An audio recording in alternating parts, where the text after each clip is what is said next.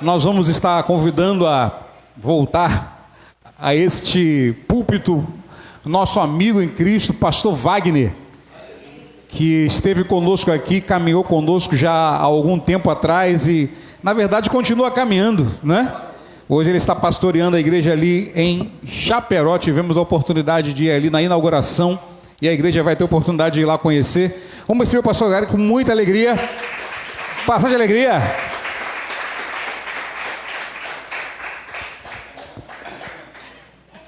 A satisfação sempre é minha, né, amados? Rever os irmãos, para mim é uma imensa alegria, porque, como já disse, essa igreja faz parte, né, da minha vida, da vida da minha esposa, né, os irmãos que me aguentaram aqui uns belos meses, né, só eu falando, rapaz, para aguentar eu falando, só vocês mesmos, né? Eu fico muito feliz de poder estar aqui hoje. Estou aqui com o nosso irmão Cabo Luiz, né? Nosso irmão, hoje pastor Luiz, né? Emanuel Luiz. São pessoas que depois de muitos anos, Cabo Luiz, né? O nosso pastor Luiz, a gente só se vê no Facebook. Eu só vejo ele no Facebook, né? Só vejo no Facebook. E hoje nos encontramos novamente, depois de mais de 40 anos. Pensou, irmãos? Não é porque a gente está ficando velho, não, porque o ano passou mesmo, entendeu? É porque nada de velhice, né? Queridos irmãos, hoje eu quero trazer uma palavra para os irmãos que Deus colocou no meu coração, que está no livro de 1 Samuel, capítulo 17, versículo 35 e o versículo 36.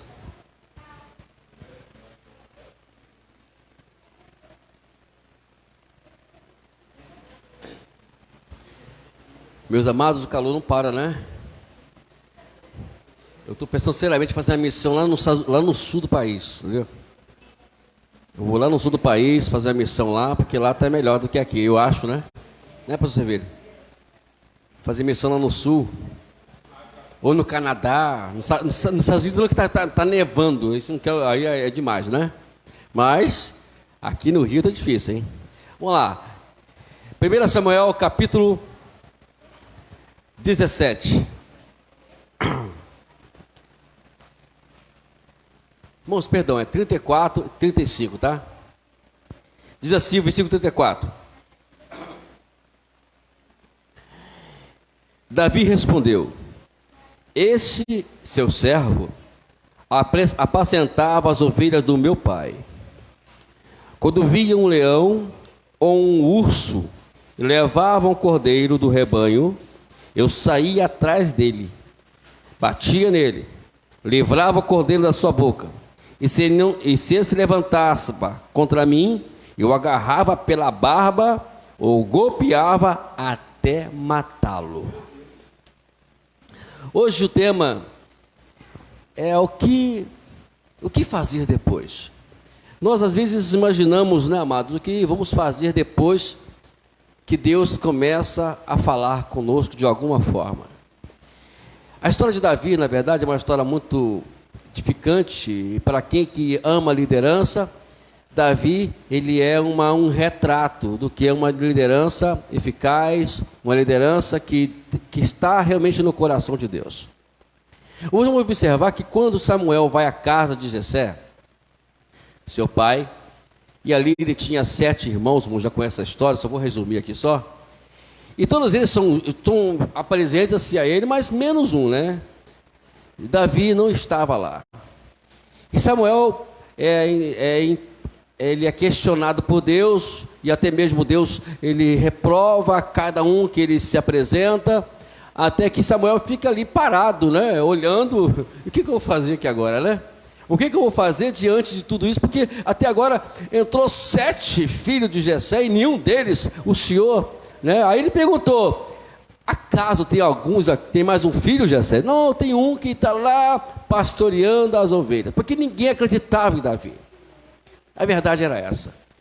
Ele era uma pessoa que aparentemente ninguém poderia apostar em Davi. Às vezes é isso que Deus ele quer fazer conosco. Ele quer olhar para você, quer que as pessoas olhem para você e não apostem em você, porque Deus, quando Ele permite isso, é para poder mostrar que somente Ele pode fazer a obra nas nossas vidas.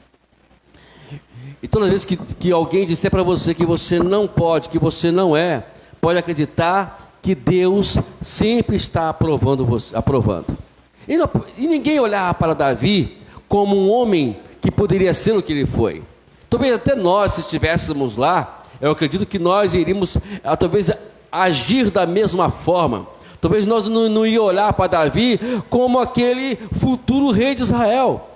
O cargo é muito alto, o cargo é sublime, o cargo é grande. Como pode um pastorzinho de ovelha, uma pessoa simples, poder mais tarde ele ser um grande rei, como hoje é uma referência ali em Israel, como o trono de Davi? Não pode isso acontecer. Mas é isso que Deus está procurando hoje, procurando pessoas que não tenham nome, que não tenha currículo, né? Porque às vezes quando você vai para procurar um emprego, você é acreditado pelo seu currículo, né? Aí a pessoa olha para o teu currículo ali e vê que você é uma pessoa que tem várias qualificações e você é empregado por isso. Mas se você não tiver nenhuma qualificação, pode apostar que você não vai conseguir emprego nenhum. Então, às vezes, acontece isso também, referência de homens, que olha para qualquer um de nós, tira isso por mim. Se fosse olhar para mim há muitos anos atrás, ninguém diria que hoje eu estaria pastoreando igreja, ninguém diria que eu estaria aqui hoje pregando nesse lugar. Se Deus fosse olhar para você, ou melhor, se as pessoas fossem olhar para vocês, talvez vocês nem estariam aqui cultuando ao Senhor, mas a glória de Deus é tão forte, é tão grande, que Deus tem chamado vocês e tem usado vocês para poder glorificar o nome dEle para onde quer que vocês forem. E vejamos que Davi agora, ele entra ali e Deus fala, é esse aí.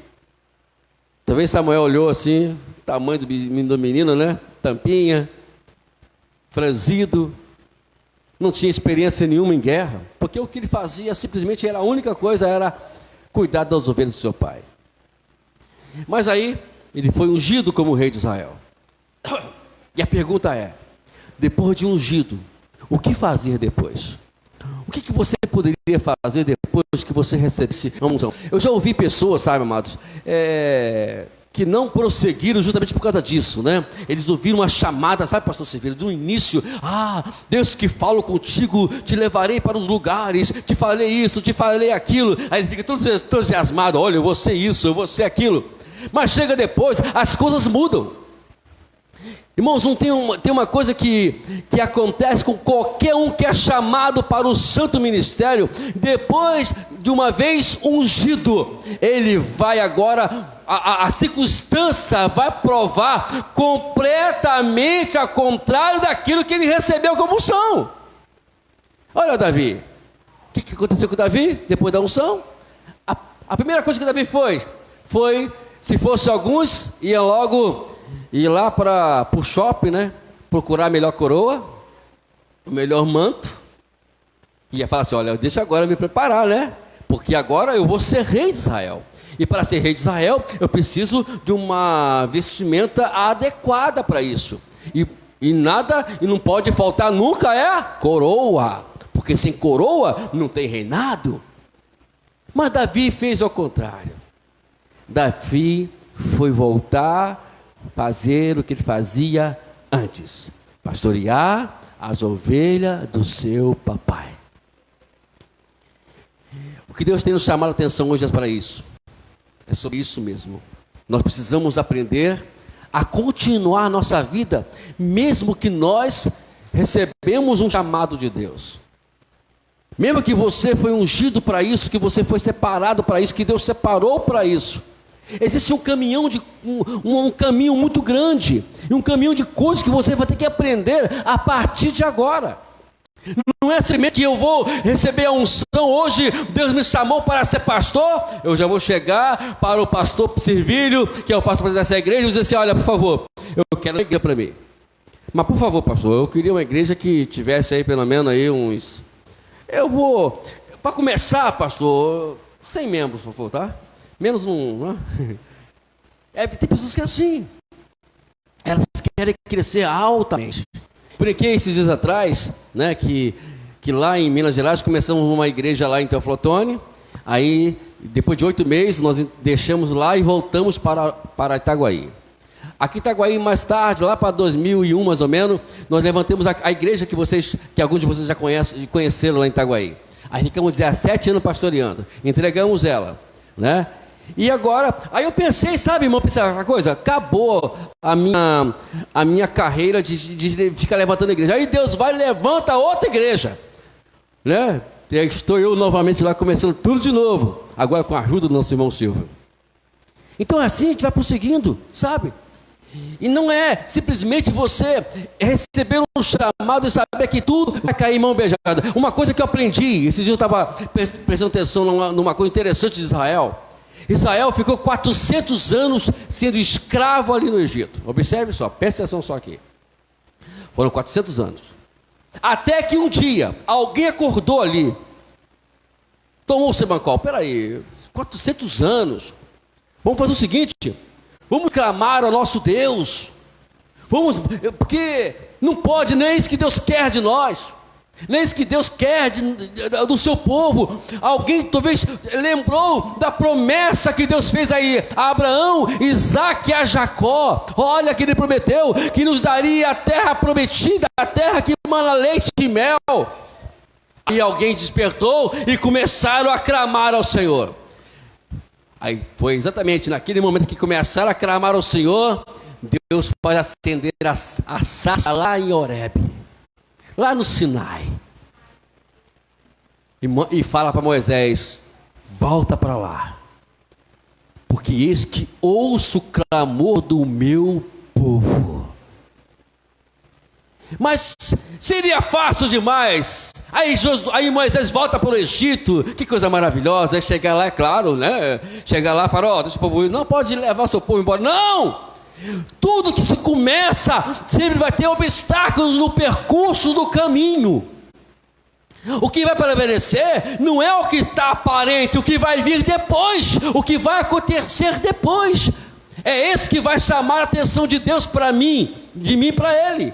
Deus só vai olhar para você o que você vai, a sua atitude depois de Deus falar com você. E aí foi. E pensa que foi fácil? Não, amados. Depois que ele entra lá e fala com o faraó, as coisas pioram, as coisas ficam com dificuldade. Faraó oprime mais o povo de Israel, o povo escraviza mais o povo de Israel. Sempre isso vai acontecer. Quando Deus faz um chamado na tua vida, pode crer que as coisas vão piorar. Mas uma coisa é certa, que vai prevalecer o que vem depois disso. O que vai ajudar, irmãos, o negócio está mudando aqui agora. Acho que eu vou começar a vir toda quarta-feira pregar aqui agora. O pastor Adilson, pastor Adilson, eu vou renunciar. Agora não vou beber mais água mais, entendeu? Eu me recuso a beber água aqui hoje, né? Estão entendendo? O que prevalece é depois.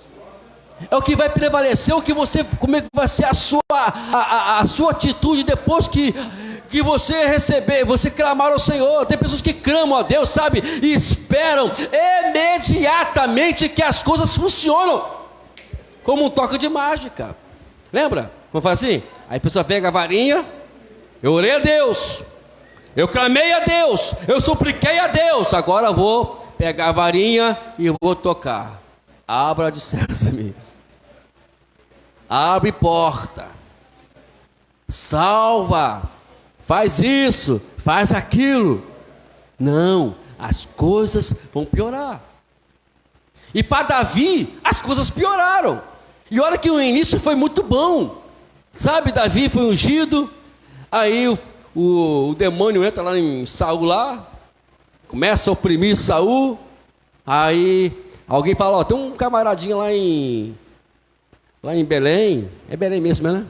Que toca uma harpinha boa. Aí chama ele. Aí, enquanto Davi tocava a sua harpa, o espírito imundo, opressor, saía de Saul. Saul gostou dele. Eu quero esse menino aqui em casa. Vem esse menino para cá. O menino foi lá morar com Saul. Que coisa maravilhosa. Davi talvez pensou: agora eu estou no caminho certo. Eu estou para ir à direção ao reinado. Parecia fácil, né, amados? Às vezes aquilo que parece fácil não é de Deus, não. Sai fora. Nada a Deus dá de graça. Sempre tem um precinho para pagar. E Davi ficou ali. Aí Deus começou a abençoar Davi. Aí ele foi para a guerra, foi lá lutar para ajudar os exércitos de Saul, e ali ele consegue vencer, e o povo clama, o povo exalta Davi. Saul mata milhares, mas Davi mata 10 milhares. Aí Saul coça a cabeça e fala assim: esse cara quer o meu reino, ou melhor, o que falta agora para ele é somente o meu reino, vou matar ele. As coisas começam a piorar para Davi. Davi teve que fugir. De 10 a 13 anos, fugindo de Saul. Fugindo da opressão, da morte. Mas o que acontece? A gente precisa entender que Deus, ele tem algo grande para a gente. Algo grande. O que está faltando hoje para mim e para você, alcançar esse algo grande, é continuarmos a clamarmos ao Senhor continuamente. O que está faltando hoje é eu dar continuidade. Não é porque as coisas pioraram que agora eu vou parar no meio do caminho. Quantas pessoas que você e eu e nós conhecemos que por conta disso, da circunstância, pararam no meio do caminho, não prosseguiram. Eu aprendi uma coisa: eu só vou saber o que está do outro lado dessa parede se eu caminhar até no outro lado da parede. Mas se eu continuar aqui, eu nunca vou saber o que está aguardando para mim lá na frente. Uma coisa, aí me faz me lembrar de uma história muito bonita na Bíblia, a história de José. José teve sonho de grandeza. Queridos, ele sonhou que os seus irmãos e o seu pai se prostraria diante dele.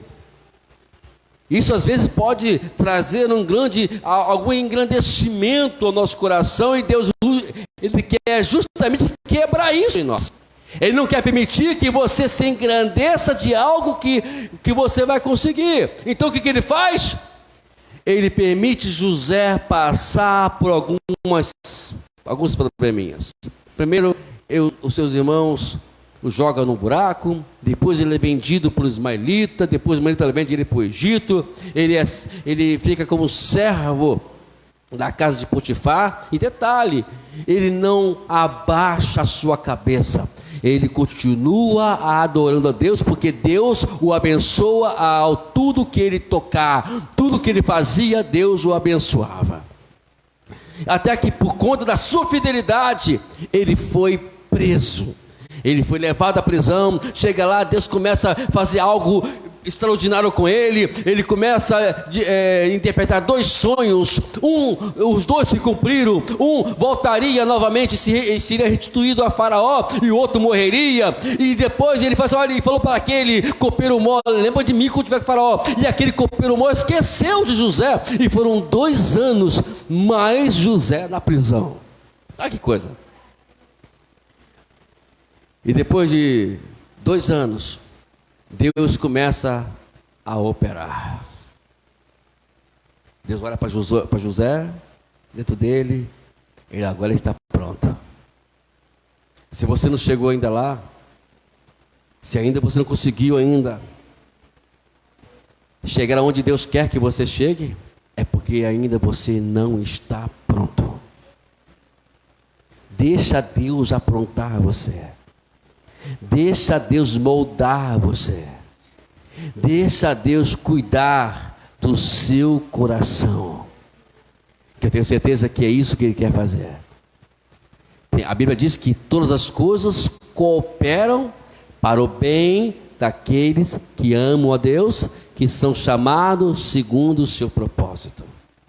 Tem algo que Deus quer te dar, mas você precisa estar preparado para isso.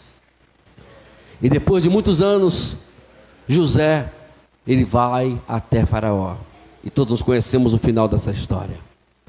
Temos também outras histórias, como o de Jó, que passou por toda aquela mazela, perdeu tudo, perdeu a sua família, perdeu seus filhos, perdeu tudo que ele tinha, perdeu a sua saúde, mas no final da história, Deus exaltou Jó. E uma vez, o apóstolo Paulo, está no capítulo 12 de 2 Coríntios, Paulo tem uma visão extraordinária. Ele tem a visão da glória de Deus. Dizia que lá tinham coisas que ele não podia explicar com as suas palavras. Mas o texto é bem claro. Ele fala que para que eu não me exorbecesse, eu não me ficasse orgulhoso por aquilo que eu vi, porque tem pessoas que é assim, né? Recebe uma visão de Deus e começa a ficar tudo bobo. Não sabe da maior. Eu vi a glória de Deus. Aí Deus, para poder abençoar Paulo, ele permite que alguém vá lá e esbofeteia Paulo, um espinho na carne incomoda Paulo, e Paulo pede 3 vezes para aquilo sair dele, mas a palavra e a resposta de Deus foi bem clara: a minha graça te basta, e o meu poder eu aperfeiçoo na sua fraqueza. Lembra de uma coisa, Deus vai permitir que você chegue a um momento que somente Ele pode agir na sua vida, e nesse momento é que Deus vai exaltar você. Não permita, sabe, tem coisas que a gente quer tudo na hora, mas não é assim que funciona. Não é somente você que pensa assim, não é somente eu que penso assim. Nós, seres humanos, sempre pensamos que as coisas têm que vir imediatamente, mas Deus tem falado conosco para que viemos esperar o tempo dele. Paulo falou aos Romanos, capítulo 8, versículo 18, tempo certo, que as aflições do tempo presente não podem ser comparadas com a glória que há de se revelar a nós. Nada pode trocar esses momentos de dificuldade com aquilo que Deus tem preparado para todos nós. A glória, a vitória nossa, em nome de Jesus. Então, por isso que vai prevalecer, sempre vai ser isso que vai prevalecer, o que você vai fazer depois que você recebe a revelação de Deus. O que você tem feito hoje? O que você tem feito depois que Deus tem falado com você, que vai lhe dar essa vitória sobre a sua família? Eu conheço famílias, nós sempre deparamos com muita família, e vimos que a dificuldade hoje, né, de algumas pessoas é exatamente essa. Deus chega para a pessoa e fala: eu vou salvar a sua família. Eu vou salvar a sua família. Mas depois disso, as pessoas começam a agir como que Deus não falasse com ele. Ao contrário, se Deus falou que vai salvar, apenas creia, apenas espere, e tenha certeza que no tempo dele as coisas vão acontecer. Não é o meu tempo, não é o tempo de vocês, porque às vezes nós só aguardamos o tempo nosso. Existe uma diferença entre nossos tempos, né? O nosso tempo é o Cronos, isso aqui, né? É o 24 horas. Daqui a pouquinho eu vou ter que entregar para o nosso filho, porque eu estou dentro do limite chamado Cronos. Então eu não posso passar disso, mesmo porque ele é mais forte do que eu. Se eu passar, ele me pega aqui, né, mano? Ele não pode passar disso. Chegou às 0 horas de hoje, não será mais, hoje que dia? 22. Não será mais 22 de março, será 23. Às 0 hora e 1 segundo já é 23 de março. Acabou a quarta-feira. Acabou esse dia. Agora vamos ao outro dia. Estamos limitados a esse tempo. E nós queremos andar, sabe, justamente segundo esse tempo. Olhar para o relógio, olhar para situações ao nosso redor, querer, sabe, ver que nós não podemos mudar nada da nossa história, porque a nossa história está nas mãos do Eterno, do Todo-Poderoso. E aí, tem o tempo de Deus, que é o Kairos. Somente Deus sabe esse tempo. É por isso que às vezes Deus nos leva, sabe, para aquele momento, sabe, difícil, aquele momento que a qual só Ele pode agir, justamente para você entender que somente Ele tem o controle da nossa vida. José sabia o tempo que ele ia acabar, aquele problema dele? Não. Mas o que prevaleceu é o que ele fez depois. Davi sabia o tempo que iria tomar posse do seu reinado como rei de Israel. Será que Davi tinha a ideia que ele seria esse grande rei que a Bíblia menciona? Mas o que prevaleceu, o que ele fez depois. Abraão, o homem da fé, o pai da fé. Imagine se Abraão obedecesse o tempo. Ou se ele olhasse para o tempo, ele tinha 100 anos de idade, amados. 100 anos de idade. Ainda por cima a dificuldade para ser pior ainda, para poder Deus dificultar mais ainda a situação, ainda Sara era estéril. Só para poder piorar mais um pouquinho. É assim que Deus faz com a gente, né? Em vez de ele melhorar, ele vai piorar mais para poder mostrar que somente ele tem um controle. E depois, já com seus 100 anos, ele avisa: Sara será mãe. 25 anos de promessas, esperando. 25 anos esperando a promessa de Deus, Isaac. Às vezes nós queremos tudo imediato, mas Abraão esperou. Imagine se ele fosse olhar para o tempo. Não é assim? Eu agora lá em casa eu fico brincando, né, com a minha netinha. Os irmãos sabem que agora tem uma netinha linda, né? Depois eu vou mandar para o pastor Sevilha a foto para ele colocar no grupo dos irmãos, para ver que ela é a cara do avô dela. Não tem jeito, irmãos. Eu não sei porque os irmãos estão rindo, mas tudo bem, deixa para lá. Não vou nem levar em consideração isso não, tá bom? Mas é a cara do avô, fazer o quê? E aí, eu fico brincando. Por exemplo, daqui 4 dias, ela faz 3 mesinhos. Eu fico brincando, mas é apenas uma brincadeira. Mas quanto de nós olhamos para o tempo e ainda fala assim ainda? Já são 3 anos, 2 meses e 22 dias que eu estou nessa peleja. E não muda as coisas. Aí quando acorda pela manhã, disse: hoje já faz 3 anos, 2 meses e 23 dias. Esquece o tempo. Esquece o Cronos. Fica um Kairos de Deus.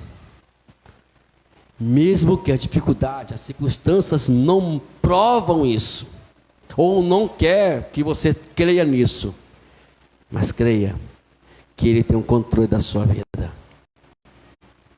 Quanto mais ficarmos ligados no Cronos, menos veremos a glória de Deus descer sobre a minha vida. Mas se você ficar ligado no Kairos, o que é se ligar no Kairos? É simplesmente adore a Ele, olhe para o tempo passou, mas como você está? Eu estou muito bem, mas eu estou vendo a sua luta, não tem importante. Deus, estou aguardando no Senhor, e a qualquer momento a glória vai descer. E a palavra diz: operando Deus. Então Deus operando, quando Ele operar na minha vida, na minha família, nada vai ser impedido. Quanto mais ficarmos olhando para dentro de nós. Paulo diz lá em Colossenses capítulo 3: se vocês ressuscitaram com Cristo, pensai nas coisas que são de cima, onde está Cristo sentado. Buscai as coisas do céu, de cima, e não as que são da terra, porque vocês morreram, e as vossas vidas estão ocultas em Deus. Quando Ele, que é a vida de vocês, se manifestar, vocês também serão manifestados com Ele em glória. Isso quer dizer que se nós continuarmos... Irmãos, quer ver uma coisa? Morto reclama. Já viu morto reclamar? Reclama, irmãos. Mas se reclamar também ninguém cai fora, né? Corre direto, né? Imagina o corpo reclamar: olha, essa vela está fedendo, tira essa vela daqui, por favor. Essa flor aqui não está muito boa não, por favor, dá para trocar a flor. Imagine um morto reclamando. Não reclama. Então, se você morreu, então para que está reclamando? Então você está ressuscitando. Cada vez que nós reclamamos, estamos ressuscitando o velho homem. Mas se você morreu, não reclama de nada. Dá glória a Deus. Paulo disse: dai graças em tudo, porque essa é a vontade de Deus. Dá graças. Graças talvez seja uma coisa medonha. Como é que eu vou dar graça por algo que foi perdido? Não, dá graças. Porque aquilo que você perdeu, porque é sinal que Deus quer dar em dobro. Imagine Jó, né? Vamos voltar novamente aqui à história de Jó. Imagine ele, diz a Bíblia que ele continuamente louvava a Deus, mesmo que ele perdeu. Aí ele disse para a mulher: olha, Deus, nasci nu e não voltarei, glória seja dada ao Senhor. É assim que nós deveríamos viver, agradecendo ao Senhor, dando glória ao nome do Senhor. Experimenta, amados, pararmos um pouquinho de olhar para a circunstância, sabe, e olhar mais para o alvo, como diz Paulo, esquecendo as coisas que para trás ficam, avançam para o alvo da soberana vocação em Cristo Jesus. Olhe para Ele, para o alvo, e você verá a glória de Deus continuamente. Pare um pouquinho para isso. Olhe para Deus. Ele tem muita coisa para poder nos ensinar. A verdade é que as lutas, que as dificuldades, elas são pedagógicas. Elas não são penalidade. Deus não penaliza ninguém. Deus não castiga ninguém. Deus apenas ensina as pessoas. Imagine se eu não passasse por tudo que eu passei. Eu não estaria aqui, não entenderia a ação de Deus na minha vida, não saberia discernir o que é a vontade de Deus ou não a vontade de Deus. Eu não saberia o que poder, na verdade eu não faria nada. Mas Deus mandou passar por todas aquelas dificuldades. E depois que passa por ela, irmãos, experimenta, e lembra de uma coisa só. Depois você fala assim, olha para trás e fala: como é que eu consegui passar essa? Como é que eu venci essa? Porque Deus estava com você. Que nessa noite podemos fazer como Davi, continuar. Davi não mudou, Davi não parou de obedecer ao seu rei. Diz a Bíblia que ele continuamente honrava Saul como seu rei. Por 2 vezes Davi teve a oportunidade, se não falei memória, de matar Saul, de vingar contra ele, mas Davi nem passou pela sua cabeça tocar em Saul. E olha que aqueles homens, seus companheiros, imagina isso, irmãos, analisa uma coisa. Imagina você com 400 homens, com a mente toda revirada, e você fugir do rei, e fazendo também aqueles homens fugirem juntamente com você. Isso é ser líder. Não tem uma liderança maior do que isso não, amados. E um deles dizia: vai lá, pai, chegou o momento, Davi, mata esse cara, vai acabar com esse dilema. Assim, não, ai de mim de tocar no ungido de Deus. Davi, ele se manteve no padrão, que, repito, o que vai prevalecer, o que você vai fazer depois. Como é que está o seu coração? Está duro ainda? Então é hora que vai demorar mais um pouquinho, até o seu coração amolecer. Deus, ele quer preparar você para uma grande obra. Então, faça aquilo. Eu me lembro que quando eu aceitei Jesus ali na igreja, o saudoso pastor Raimundo Linhares, né? E ali nós íamos, né, para a casa dele, ficamos ouvindo as suas histórias. Depois eu passei por alguns processos na minha vida, mas eu aprendi uma coisa que Deus me ensinou durante esse tempo todo. Mesmo que a dificuldade ela esteja complicada, mas não pare de fazer a obra do Senhor. Irmãos, eu nunca parei. E olha que eu tive motivo de sobra hoje para poder chutar o balde, acabar com esse negócio. Eu não quero mais saber disso não, isso é furada. Uma vez eu cheguei a falar isso, né? É furada, não vou sair fora disso. Mas quando chegava o momento, alguém me ligava: pastor, só pode vir aqui agora. Aí o bobão, esqueci de tudo aquilo que falava, ia lá acudir a alma perdida. Não é que eu era bobo não, o bobo que eu falo assim entre aspas, porque a gente, na verdade, a gente fica bobado com a glória de Deus, com o compromisso que nós temos com a obra do Senhor.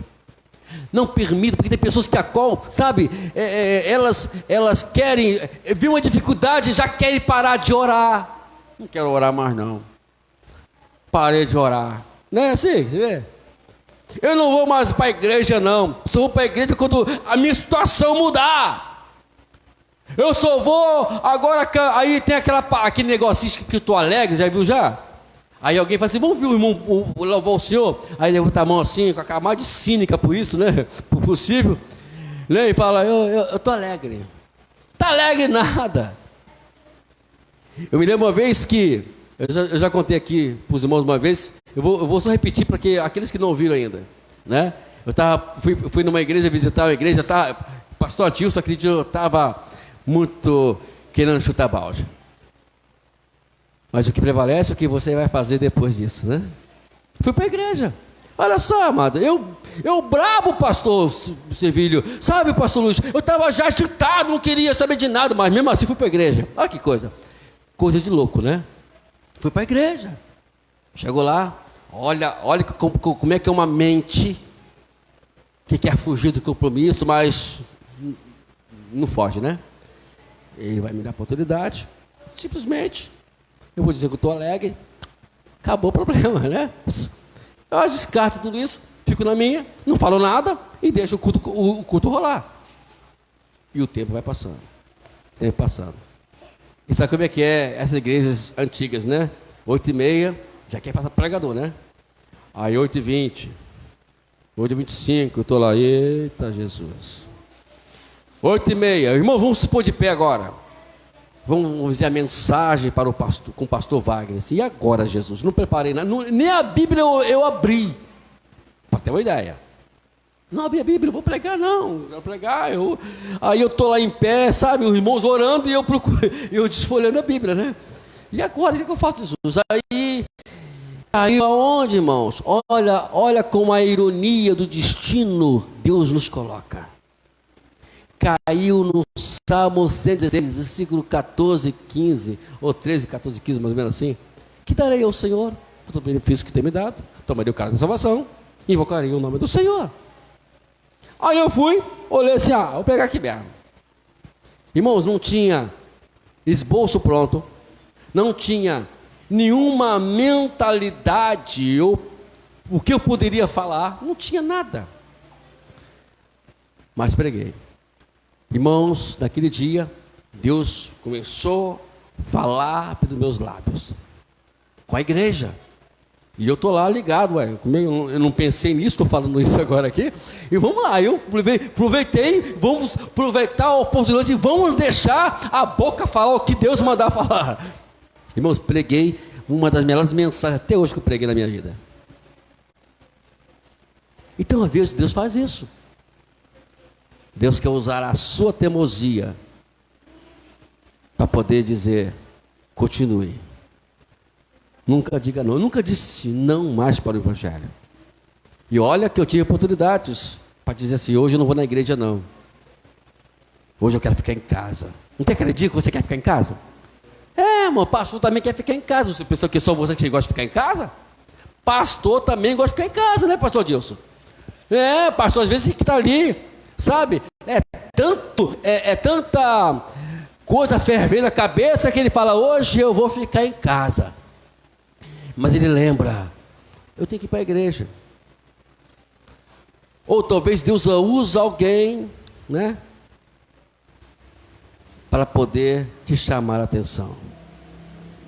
Deus hoje está falando com você. Hoje Deus te chamou. O que vai prevalecer, que você vai ou não alcançar o que Deus te falou, é o que vai vir depois. Se você continuar, creia que Deus vai te exaltar.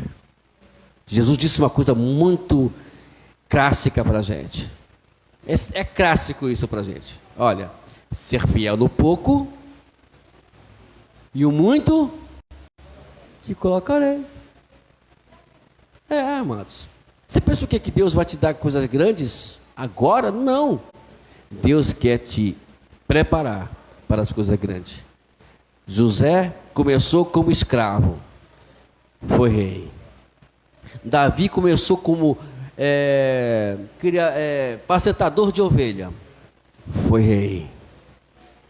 Os discípulos, ou talvez a maioria deles, eram simplesmente pescadores, iletrados, homens que não sabia se pronunciar, só sabia falar de peixe, cheirava a peixe. Mas Deus disse: farei de vocês pescadores de homem. E você sabe a história desses homens. E somente 3 deles prevaleceu. Pedro, João e Tiago, que eram pescadores, foram chamados lá em Atos dos Apóstolos a coluna da igreja do Deus vivo. Quem sabe hoje Deus está falando com você: amados, deixa eu operar, deixa eu agir, você vai ver o que vai acontecer com você. Irmãos, não permita que o que está ao teu redor te mostra a realidade. Essa não é a realidade. A realidade se chama fé. Olhando para Jesus, que é o autor e consumador da nossa fé. Creia nele. Acredite nele. Salmo 37, versículo 5. Entrega o teu caminho ao Senhor. Confia nele. E o mais... Lembra o final? E o mais é o quê? Então, amados, por que está preocupado? Por que está agitado? Por que está nervoso? Amados, por quê? Porque creia no Senhor. Alguém me pergunta, ou alguém me perguntou muitos anos até atrás, aí, por quê? Está na mão de Deus. E Deus prevaleceu na minha vida. Estou falando isso porque Deus agiu. E Deus vai agir muito mais ainda. Deus te fez promessas. Você crê nas promessas dele na sua vida? Alguém já ouviu promessa de Deus que não se cumpriu ainda? Não? Alguém? Todo mundo aqui já ouviu? Se cumpriu já as promessas já? Na minha vida tem muita promessa que não se cumpriu ainda. Se eu for olhar agora para as circunstâncias, com certeza eu vou dizer: isso é papo furado. Mas porque eu creio nas promessas deles e vamos continuar a fazer o que sempre continuamos a fazer, que Deus ao seu tempo exaltará. Amém? Que Deus abençoe a todos em nome de Jesus. Estou grato em poder estar com os irmãos. Irmãos, vou voltar mais vezes aqui, só por causa do suco de laranja.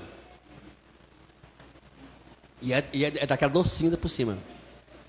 Não é aquela azeda, não, porque quando eu fosse azeda, eu falaria, amados. Eu não vou aqui, se fosse azeda, irmã Cris, eu ia falar, tá azeda, mas tá boa, viu? Irmãos, Deus abençoe, pastor Servílio.